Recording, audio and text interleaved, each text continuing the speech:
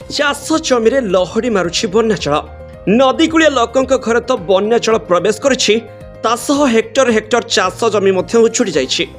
ଚାଷ ଜମିରେ ଧାନ ତଳି ପଚି ନଷ୍ଟ ହୋଇଗଲାଣି, ଆଉ ପରିବା ବାଡ଼ିକୁ ପଶିବା ମୁସ୍କିଲ। କହିବାକୁ ଗଲେ ଚାଷୀଙ୍କ ମେରୁଦଣ୍ଡ ସମ୍ପୂର୍ଣ୍ଣ ଭାଙ୍ଗି ପଡ଼ିଛି। ଭଣ୍ଡାରୀ ପୋଖରୀ ଓ ଧାମନଗର ବ୍ଲକ ବିଭିନ୍ନ ଅଞ୍ଚଳରେ ବନ୍ୟା ଜଳ ଯୋଗୁଁ ରାସ୍ତା ଉପରେ ପାଣି ଚାଲୁଛି। ଫଳରେ ଯୋଗାଯୋଗ ବିଚ୍ଛିନ୍ନ ହୋଇଥିବାରୁ ଜଳବନ୍ଦୀରେ ସାଧାରଣ ଜନତା। ବନ୍ୟା ସ୍ଥିତିରେ ଟିକେ ସୁଧାର ଆସିଥିଲେ ବି ଅନେକ ଗାଁ ଏବେ ମଧ୍ୟ ଜଳବନ୍ଦୀ ଅବସ୍ଥାରେ। ତେବେ ବନ୍ୟା ଜଳର ସ୍ତର ଟିକେ କମିଥିଲେ ମଧ୍ୟ ବୈତରଣୀ ନଦୀ କୂଳରେ ଚାଷ କରିଥିବା ଅନେକ ଚାଷୀଙ୍କର ଫସଲ ସବୁ ନଷ୍ଟ ହୋଇଯାଇଛି। ବିଭିନ୍ନ ପ୍ରକାର ପନିପରିବା ଏବଂ ଧାନ ଚାଷ ମଧ୍ୟ କ୍ଷୟକ୍ଷତି ହୋଇଛି। ବନ୍ୟା ଜଳରେ ରୁଆ ହୋଇଥିବା ଧାନ ଗଛଗୁଡ଼ିକ ବୁଡ଼ି ରହିଥିବାରୁ ତଳି ପଚି ନଷ୍ଟ ହୋଇଯାଇଛି।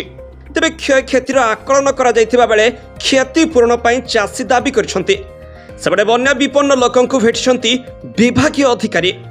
ସେମାନଙ୍କୁ କିଭଳି ରାସନ ସାମଗ୍ରୀ ଯୋଗାଇ ଦିଆଯିବ ସେ ସମ୍ପର୍କରେ ବିଭାଗୀୟ ଅଧିକାରୀଙ୍କୁ ନିର୍ଦ୍ଦେଶ ଦେଇଛନ୍ତି।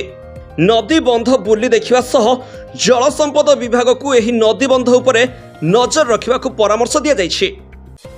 Bureau report, live news.